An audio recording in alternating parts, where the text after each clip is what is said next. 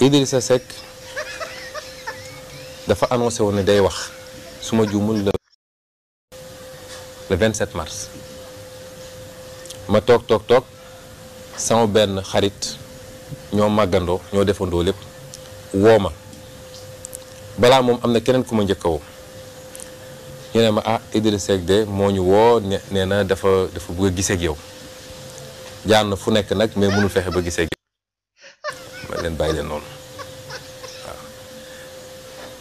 man pareeguma pour gisee ak moom te xam naa li mu annoncé ni day wax le 27 la bëgg a ut matière mu fa yóbbu te bëgg ma mu yóbbu fa sama tur kon bàyyi leen noonu waa ji wax ma expliqué ma message yi mu ko bind ak yëpp ma ne ko Assane bàyyi noonu su déggee li ma wax dina xam ma ne ko Assane bàyyi noonu bëgguma koo gis j'ai pas besoin de lui parler aw ma soxla ci moom kon jarul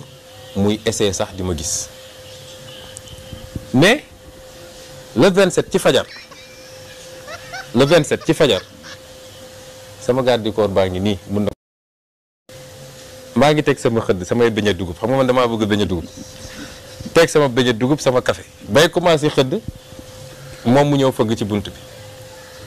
sama soxna ñëw ne ma ah kii de nee na Idrissa Seck ngi ci suuf ma ne ko lan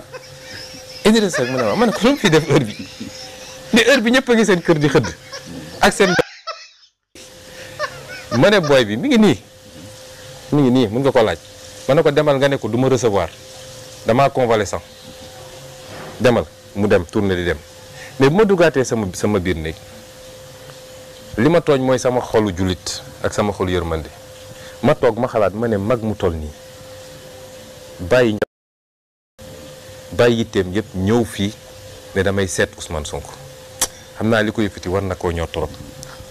su ma ko bàyyi mu dem ni dina ñaaw ma dogaale xale bi mi ngi woon ci escalier ma woo ko mu ñëw ma ne ko anamu mu ne ma àbb na sijaada ba mi ngi lal ci buntu kër gi di julli ma ne ko non dugal leen ko ci biir bu leen ko bàyyi ci buntu bi mais nee ko maa ngi julli su ma jullee ba pare dinaa wàcc seet wax xam lu mu may doyee bi ma jullee ba pare ba def li may def yëpp ma wàcc fekk ko foofu ma ne ko sëñ bi mbaa jàmm waaye jàmm la et cetera ba déglu ko mu expliqué réew mi fu mu toll mënuñu ko seetaan nii man maa jël sama responsabilité démb maa ngi ndogoo ci président tey ma xëy parce que lii yow waroon wax lii kii warul def lii troisième mandat ceci Abdoulaye Wade cela nangam ma del ko ba pare ma ne ko d'accord waaye nag jàmm moom ñun ñëpp xam nañ ci lan la dépendre ñun ñëpp xam nañ fu kii yee fitna ñun ñëpp xam nañ kiy dóore kiy tëjee ak kiy def li muy def